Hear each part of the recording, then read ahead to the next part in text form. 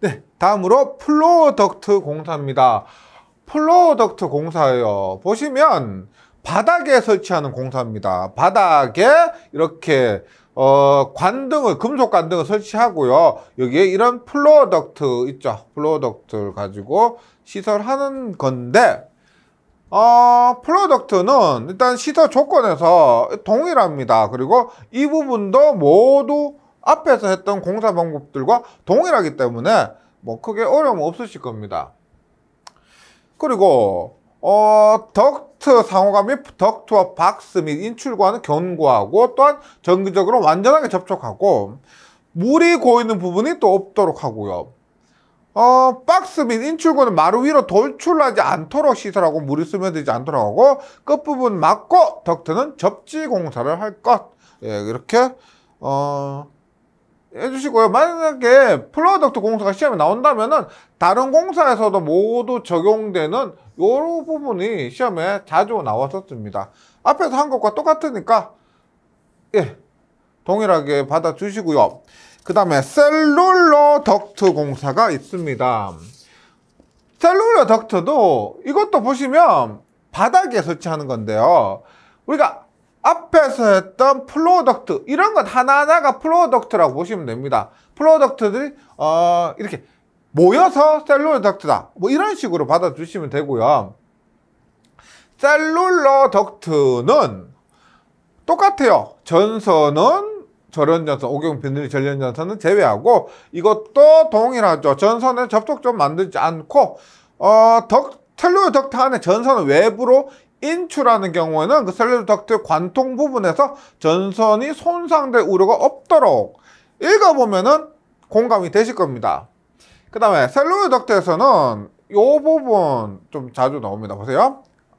일단 뭐 강판 제작이고요. 피복 손실되지 않도록 하고 덕트 안쪽과 외면 모두 도금이나 도장을 하고요. 부속품의 판 두께, 부속품의 판 두께는 1.6mm 이상이고 이 부분 한번 보시면 셀룰러 덕트 판 두께는 아래 표에서 정한 값 이상일 것입니다. 앞에서 우리가 덕트 할 때, 금속 덕트 할 때 나왔었는데 그게 비슷하게 금속 덕트는 이게 300이었어. 300이고 300 초과였습니다. 그리고 1.0에 1.4, 1.6이었어요. 1.0에 1.4, 1.6. 그런데 셀룰러 덕트는 150 이하, 200 이하, 200 초과로 나누어지고요. 1.2, 1.4, 1.6, 2, 4, 6 이런 식으로 올라갑니다. 그래서 셀룰러 덕트에서는 이 부분이 판 두께, 부속품의 판 두께는 1.6인데 셀룰러 덕트의 판 두께는 여기 표에서 나온 값, 실기에서도 나온 적이 있었고요. 그리고 나머지는 뭐 셀룰러 덕트 및 부속품의 시설에서 견고하고 전기적으로 완전하게 접촉하고 물이 고이는 부분이 없고 인축구는 바닥 위로 돌출하지 아니하도록 하고 끝부분은 막고 금속이니까 접지 공사를 할 것이 셀룰러 덕트고요. 셀룰러 덕트에서는 이 표에 나오는 수치 있죠. 정리를 좀 해주시면 좋겠습니다. 그 다음에 케이블 공사입니다. 케이블 천하무적이요.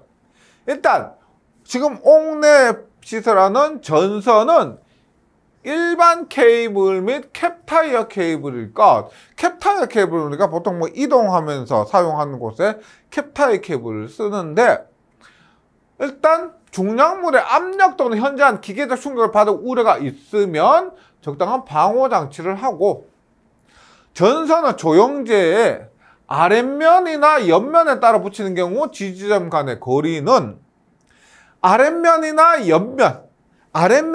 옆면에 따라 할 때 케이블 지지점 간의 거리가 2m입니다. 2m면 우리가 앞에서 했던 애자 금속관과 동일하죠. 그래서 애자 금속관 케이블은 지지점 간의 거리가 2m. 그 다음에 그 덕트 금속 덕트 버스 덕트 3m. 그 다음에 라이팅 덕트 했었죠. 라이팅 덕트 2m. 그 다음에 합성 수직간 1.5m.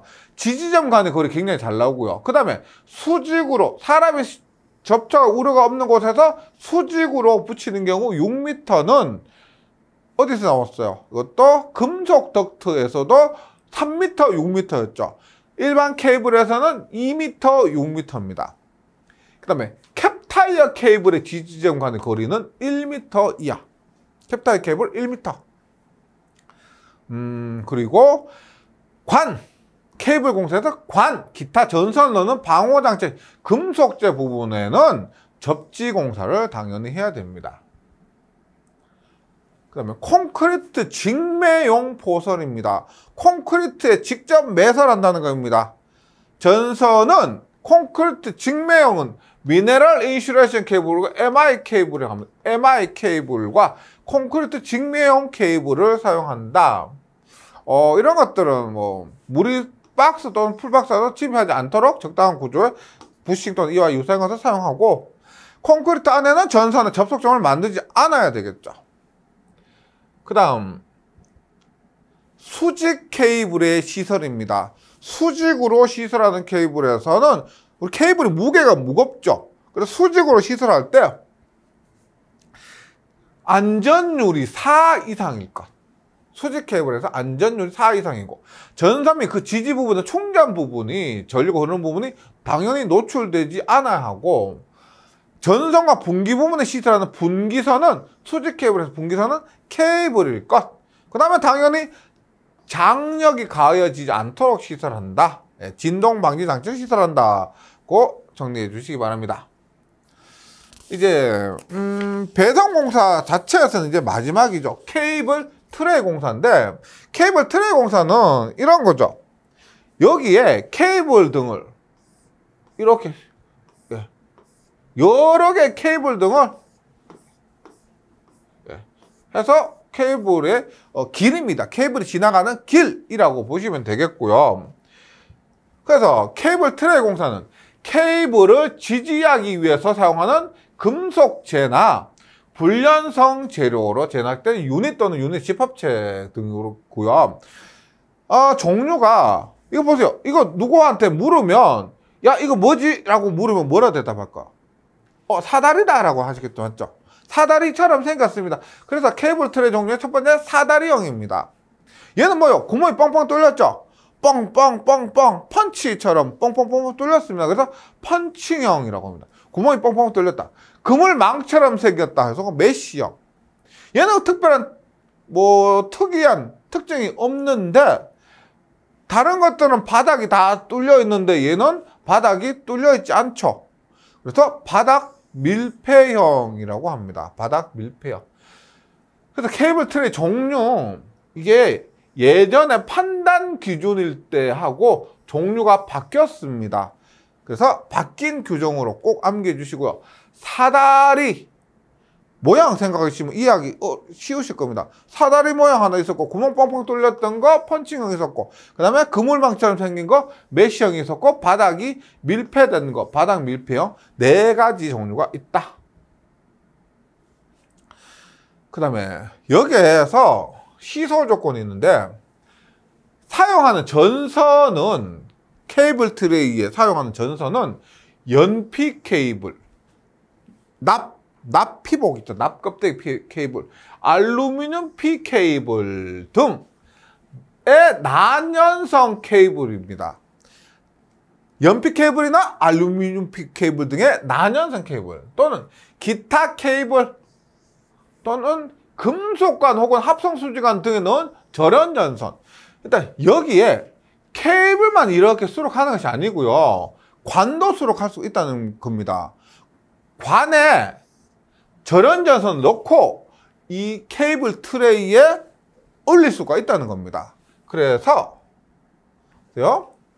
금속관 혹은 합성수지관 등에 넣은 절연전선도 가능하다. 그래서 연피 케이블이나 알루미늄 피 케이블 등의 난연성 케이블과 기타 케이블, 또한 금속관이나 합성수지관 등에 넣은 절연전선을 케이블 트레이에 올릴 수가 있다. 이런 말입니다. 그다음 케이블 트레이 안에서 전선을 접촉하는 경우에는 접촉할 수도 있습니다. 케이블 트레이 안에서 접속 부분에 사람이 접근할 수 있고 또한 그 부분이 측면 레일 위로 나오지 않도록 하고 그 부분은 절연 처리해야 됩니다.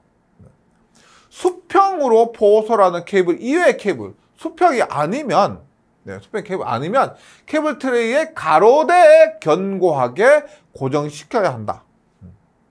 저압 케이블과 고압 케이블 또는 저압 케이블과 고압 또는 특갑 케이블은 동일 케이블의 트레이의 포소에서는 안 된다. 저압과 고압 특갑을 동일 케이블 트레이에 수납하면서 안 된다. 다만 불연성의 격벽을 시설하면은 불타지 않는 격벽을 설치하면은 금속 외장 케이블의 경우에는 그러하지 아니하다. 금속 외장한 케이블에서는 할 수 있다. 이런 의미고요. 그럼 케이블 트레이 선정에서는 이게 자주 나옵니다. 케이블 트레이 안전율 1.5, 케이블 트레이 안전율 1.5. 그 다음에 트레이 자체 하중과 포스트 케이블 하중 충분히 견딜 수 있는 강도 당연하죠. 매끈해야 됩니다. 돌기 등이 없이 매끈해야 되고요. 금속 제거는 적절한 방식, 부식 방기 처리를 한 것이나 내식성 재료여야 하고, 비금속제 케이블 트레이는 난연성, 금속제는 내식성, 방식 처리했거나 내식성, 비금속제는 난연성. 금속제 케이블 트레이 시스템은 기계등 및 전기등 완전하게 접속해야 되고, 금속제니까 접지 공사를 해야 됩니다. 그러니까 케이블 트레이 시스템에서 케이블 트레이 시스템에서 나와서 금속관, 합성수지관 등으로 또는 함으로 옮겨가는 개수에서는 압력이 가해지지 않도록 지지해야 되고, 별도로 방호로 필요한 부분에는 필요한 방호력이 있는 불연성의 커버 등을 사용해야 된다는 겁니다. 케이블 트레이의 선정이었고요. 이제 배선 설비 적용할 때 고려사항입니다.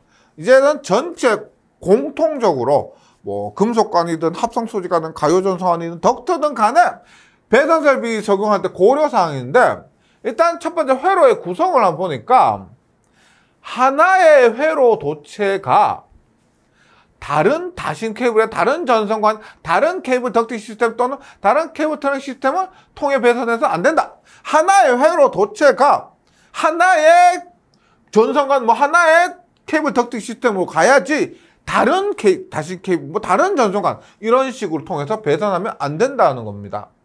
그 다음에 이것도 아주 중요합니다. 여러 개의 주회로에 중성선을 공통 사용하는 것은 허용되지 않는다. 중성선은 하나의 회로에 중성선 하나지 여러 개의 주회로에 중성선 공통으로 사용하는 것은 허용되지 않는다. 여러 회로가 하나의 접속 상자에서 단자 접속되는 경우에, 여러 회로가 하나의 접속 상자에서 단자로 접속되는 경우에는 각 회로에 대한 단자는 단자 블록에 관한 것을 제외하고 절연 격벽으로 분류한다. 그래서 여러 회로가 하나의 접속 상자에서 접속되는 경우에는 절연 격벽으로 분리해야 된다. 그리고 지금 이렇게 설명을 드렸는데, 모든 도체가 최대 공칭 전압에 대해 절연이 되어 있다면, 모든 도체가 최대 공칭 전압에 대해서 절연이 되어 있다면은 여러 회로를 동일한 전선, 동일한 관 시스템, 케이블 덕지 시스템 또는 케이블 트렁크 시스템 분리된 구역에 설치할 수가 있다. 회로 구성에서요. 그 다음에 병렬 접속입니다. 병렬 접속, 선을 이렇게 하나의 선을 병렬로 연결하는 거죠. 병렬로 접속할 때 두 개 이상의 선도체 L1, L2, L3 그 두 개 이상 선도체 또는 PN 도체를 계통의 병렬로 접속을 한다는 경우에 봅니다. 병렬 도체 사이의 부하 전류가 균등하게 배분될 수 있도록 조치를 해야 된다. 그러니까 부하 전류가 만약에 50A라면은 여기에 25A, 여기에 25A가 흘러야지 30, 20, 40, 10 이런 식으로 흐르면 안 된다는 겁니다. 근데 도체가, 이 도체와 이 도체가 같은 재질, 같은 단면적을 가지고 거의 길이가 같고 전체 길이에 대해서 분계가 없으면 다음과 같은 경우 요구사항을 충족한 것을 본다. 우리가 R은 로웨이브는 L이니까요. 저항이 같아야 전류가 같겠죠. 그러면 지금 여기에서 전체에서 같은 재질이니까 로가 같고요. 같은 단면적 A가 같고 길이가 같다. L이 같으면 저항이 같다는 겁니다. 그리고 전체 길이에 대한 분괴료가 다음과 같을 경우에는 이것 똑같이 전류를 분배한다라고 보는 겁니다. 어떨 때 병렬 도체가 다심 케이블 하나 안에 여러 가닥이 있는 것, 심이 몇 개가 있는 것, 다심 케이블 혹은 트위스트가 뭐요? 꼬았다는 거죠. 트위스트 트위스트 춤. 자, 꼬인 겁니다. 꼬인 단심 케이블 또는 절연 전선의 경우에는 이런 전류가 균등하게 흐른다, 배분될 수 있다라고 보는 겁니다. 그다음 병렬 도체가 트위스트 단심 케이블 아니고 또는 삼각 형태 혹은 직사각 형태의 절연 전선이고 그럴 때 단면적이 구리 50, 알루미늄 70 이하인 것. 그 다음에 여기는 구리 50, 알루미늄 70 초과할 때는 비트위스트 단식 케이블 또는 삼각 형태 혹은 직사각 형태 절연 전선이고 똑같죠? 근데 이 형사에 필요한 특수 배치를 적용한 것. 그래서 시험에 나온다고 하면은 뭐 이랬던 저랬던 구리 50, 알루미늄 70, 구리 50, 알루미늄 70 이 수치가 시험에 나올 겁니다. 구리 50, 알루미늄 70. 그 다음에 적절한 전류 분배를 할 수 없거나 4가닥 이상의 도체를 병렬로 접속하는 경우에는 적절한 전류 분배 할 수 없거나 혹은 4가닥 이상의 도체를 병렬로 접속해야 될 때는 버스바 트렁킹 시스템 사용을 고려한다. 버스바 트렁킹 시스템을 고려한다. 그 다음에 전기적 접속이 있습니다. 전기적 접속한다는 거예요. 도체 상호 간, 도체와 다른 기기의 접속은 내구성이 있는 전기적 연속성이 있어야 하며 뭐 기계적 강도 보호를 갖춰야 한다. 뭐 당연하죠. 이런 것들은. 통상적인 사용 시에 온도가 상승하는 접속부는 어떻게 그 접속부에 연결한 도체의 절연물, 그 도체의 지지물의 성능 저해하지 않도록 주의해야 한다. 이것도 읽어만 보시면은 그렇구나 하실 겁니다. 그 다음에 전선 접속점 연결점 기계적 응력이 미치지 않아야 합니다. 당기는 힘이 미치지 않아야 한다. 다중선, 세선, 극선선, 이거 뭐 가능선 있죠. 다중선, 선이 많고요. 세선, 극세선은 가능선입니다. 가능선. 개별 전선이 분리되거나 분산되는 것을 막기 위해서 적합한 단말부를 사용하거나 도체 끝을 적절히 처리해야 한다. 이게 뭐 가늘고 하면은 뭐 단말 처리하지 않으면은 흩어지니까요. 그렇게 끝을 적절하게 처리해야 된다는 것이고, 접속 방법 선정 시 고려사항 이런 것들. 접속 방법 선정할 때 고려할 사항으로 도체가 뭔지, 그 다음에 절연 재료가 뭔지에 따라서 접속 방법이 달라질 겁니다. 도체를 구성하는 소선의 가닥수에 따라서, 단선이냐 연선이냐 따라서, 그리고 모양에 따라서, 도체 단면적, 뭐 2.5스퀘어냐, 10스퀘어냐, 25스퀘어냐, 뭐 이런 것들이 다 달라지고요. 함께 접속되는 도체의 수가, 함께 접속되는 도체의 수에 따라서 접속 방법 선정이 할 때 고려를 해야 된다. 이런 것들이 뭐 시험에 한 번씩 나올 수가 있겠죠. 그 다음에 배선 설비와 다른 공급 설비와의 접근입니다. 배선 설비를 했는데 다른 공급 설비, 뭐 예를 들어서 다른 옥내 배선, 그러니까 지금 저압 옥내 배선을 했는데 다른 저압 옥내 배선과 혹은 가스 수관 이런 것과도 접근 또는 교체할 수 있겠죠. 그래서 접근을 하는데 첫 번째, 다른 전기 공급 설비와의 접근, 전기 설비와 전기 설비와의 접근, 그 다음에 통신 케이블과의 접근, 그 다음에 비전기 공급 설비는 뭐 가스 같은 거 있죠. 가스 계량기, 가스 관 같은 거과의 접근입니다. 그래서 첫 번째, 애자 공사에 의해서 시설하는 저압 옥내 배선이 다른 저압 옥내 배선이나 관동회로와 접근 또는 교체하는 경우입니다. 애자 공사 F에서 했었죠. 그림으로 떠올려보세요. 애자 사용 공사를 했는데 그것이 다른 저압 옥랩에서 뭐 합성 수지관이나 케이블이나 금속관 공사가 있을 겁니다. 그것과 접근하거나 교차한다. 이렇게 접근하거나 교차했을 때 표준은 0.1m, 뭐 예를 들어서 절연전선이다 0.1m, 나전선이다 그러면 위험하죠. 0.3m. 애자 사용 공사의 시드란 저압 옥랩이 다른 저압 옥랩 배선 또는 관동열 배선과 이렇게 구분해 주셔야 돼요. 접근 또는 교차할 때 0.1에 0.3이었고요. 얘는 병행하는 경우입니다. 병행. 나란히 지나간다. 나란히 지나갈 때는 6cm가 됩니다. 그 다음에 통신 케이블과의 접근입니다. 통신 케이블. 통신 케이블 보세요. 저압 옥랩 배선이 약전류 전선 또는 수관 가스관이 접근하거나 교차하는 경우 이격거리입니다. 통신 케이블이라고 했는데 약전류 전선, 전화선 혹은 또 수관 가스관도 포함돼요. 접근하거나 교차하는 경우는 이 부분하고 똑같아요. 0.1에 0.3. 그래서 저압 옥랩 배선이 약전류 전선과 수관 가스관 할 때 0.1, 0.3이고 애자 공사에 의해서 다른 저압 옥랩 배선이나 관동열 할 때 접근 또는 교차 0.1에 0.3입니다. 그 다음에 지중전선이 지중 약전류 전선 땅 속에 있는 거 있죠. 지중전선이 지중 약전류 전선과 접근을 교차할 때는 0.3m. 지중 통신 케이블과 지중 전력 케이블이 케이블 두 개요. 지중 전력 케이블, 지중 통신 케이블 10cm. 케이블은 차폐 능력이 뛰어납니다. 그래서 10cm가 됩니다. 100mm, 10cm. 그 다음에 비전기 공급 설비와요. 수관 가스 관이 아니고요.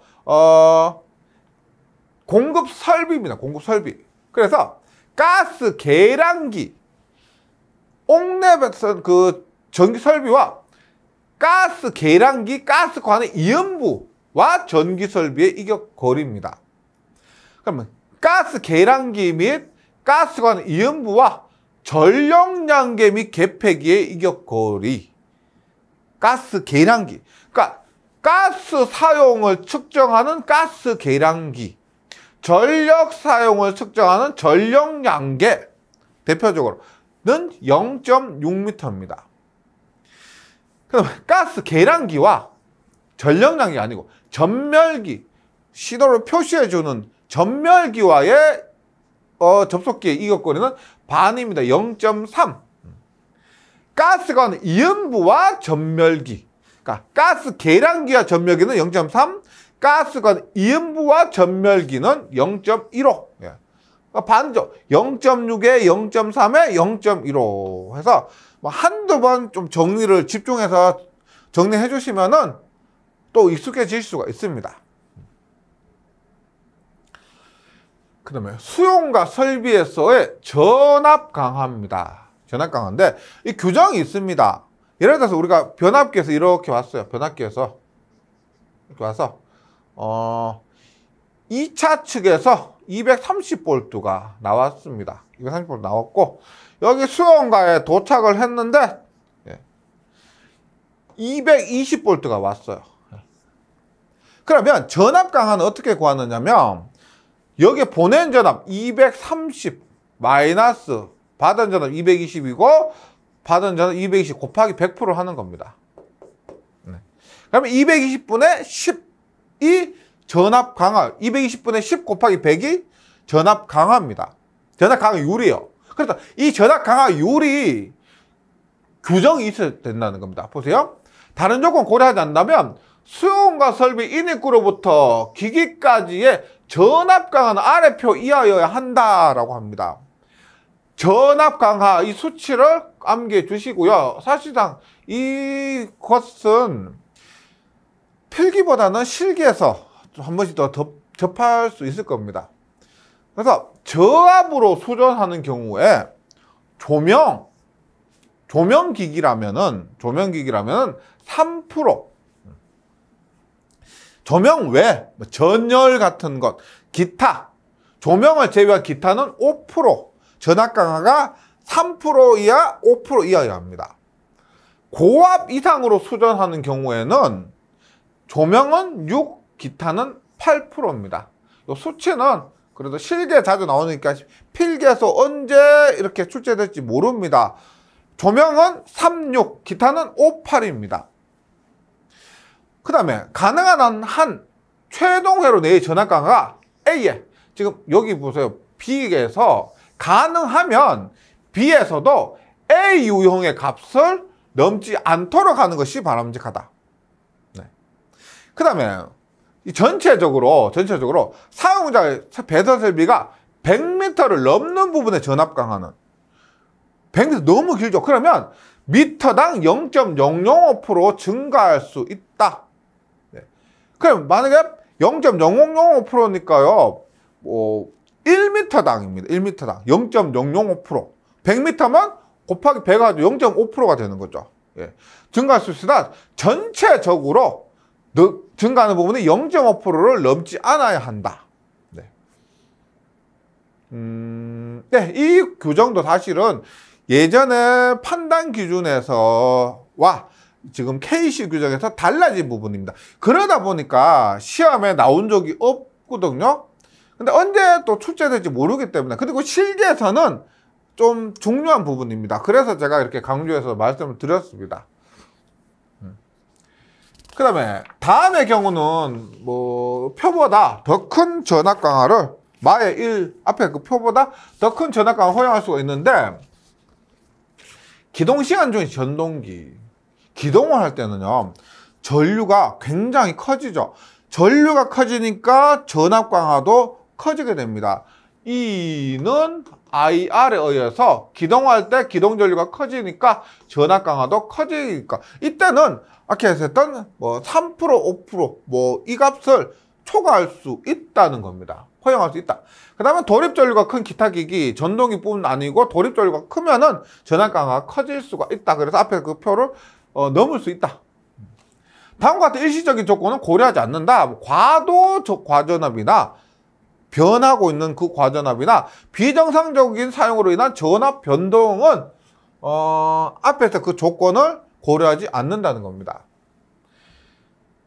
그 다음에 배선설비 선재가 설치에 고려해야 될 외부 영향입니다. 한번 읽어보시면, 외부 영향, 주위의 온도, 외부 열원, 물의 존재, 너무 습도, 침입, 고용물의 존재, 부식 또는 오염물의 존재, 충격, 진동, 그밖에 기계적 응력, 식품, 곰팡이, 동물, 태양 반사, 자외선, 지진, 바람, 가공 또는 보관물, 자연특성, 건축물의 설계, 이런 것들은 외우시는 게 아니고요. 한번 읽어보시면 됩니다. 외부 영향, 이런 것들에 의해서 배선 설비 설치나 뭐 선정할 때 영향을 받는구나. 그 다음에 도체 및 중성선의 단면적입니다. 도체 및 중성선의 단면적. 네. 도체, 중성선. 네. 일단 중성선의 단면적을 볼게요. 다음의 경우에 중성선의 단면적은 최소한 선도체 단면적 이상이어야 한다. 어떨 때? 중성선이 N이고요. 선도체가 L1, L2, L3 뭐 이런 것들인데, 이 중성선의 단면적이 L1, L2, L3 선도체 단면적 이상이어야 한다. 이상이라는 것은 같거나 커야 된다는 거죠. 무조건 커야 된다가 아니고 같아도 되는 겁니다. 같거나 커야 한다. 이선식 단상회로, 단상 이선식 회로, 단상 이선식 회로에서 크거나 같아야 한다고요. 그 다음에 선도체 단면적이 L1, L2, L3의 단면적이 구리 16, 알루미늄 25 이하인 다상회로.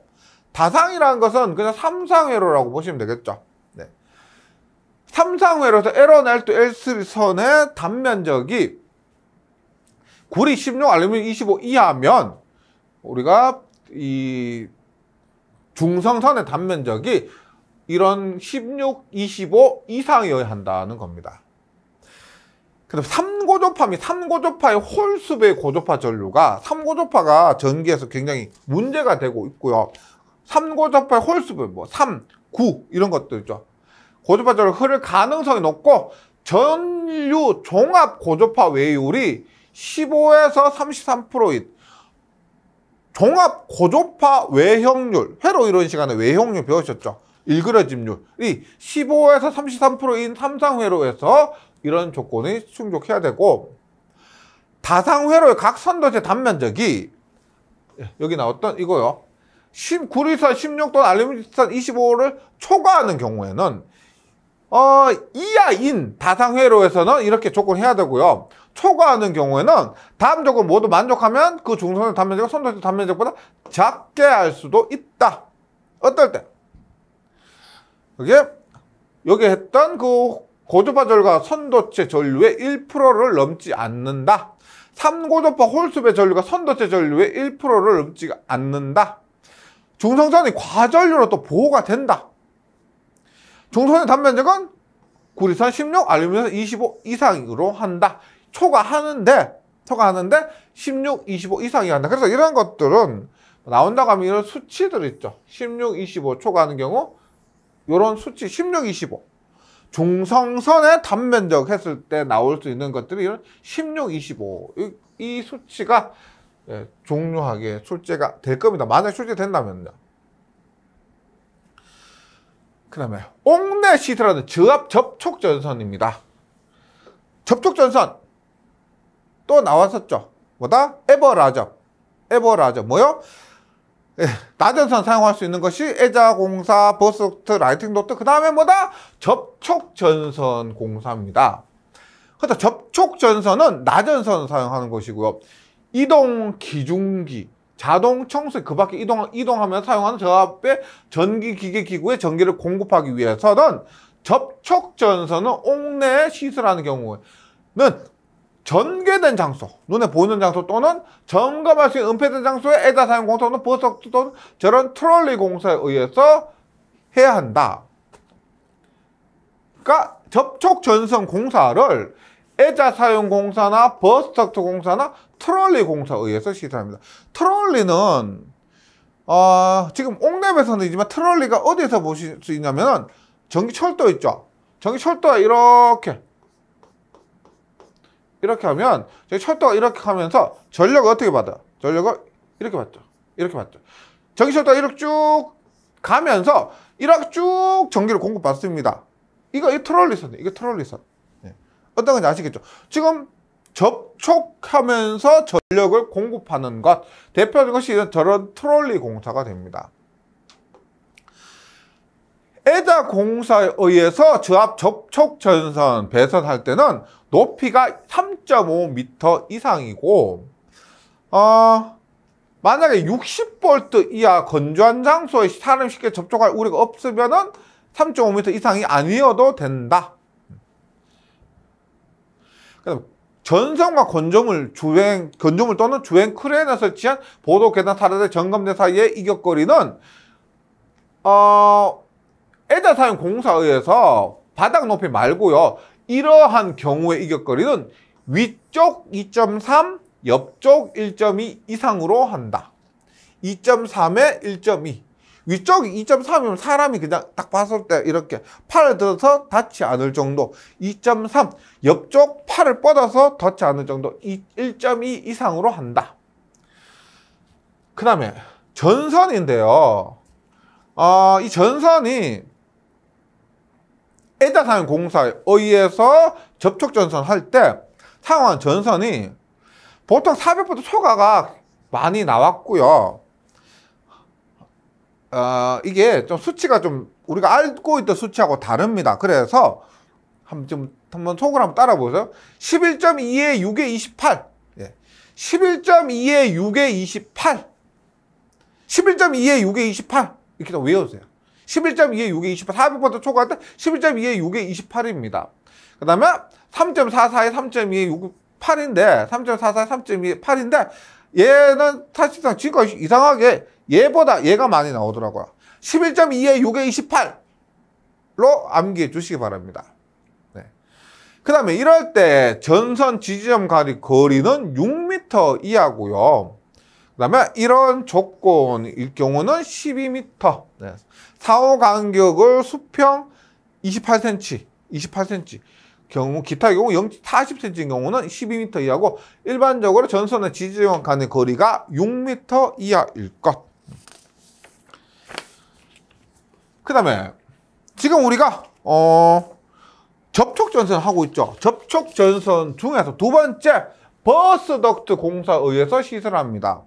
버스 덕트 공사는 이거 앞에서 일반 버스 덕트 하면서 했던 거예요. 버스 덕트는 단면적 20제곱미터 이상의 띠 혹은 지름 5mm의 관, 버스 덕트 할 때 했던 그 수치 그대로입니다.